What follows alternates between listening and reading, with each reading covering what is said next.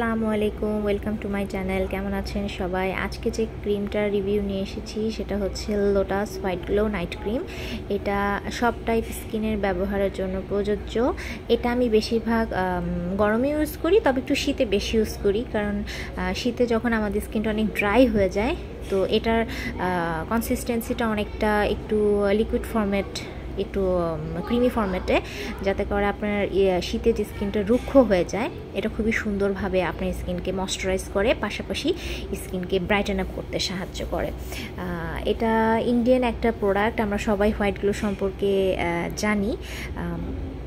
এটা দেখাই যাচ্ছে যে মেড ইন ইন্ডিয়া।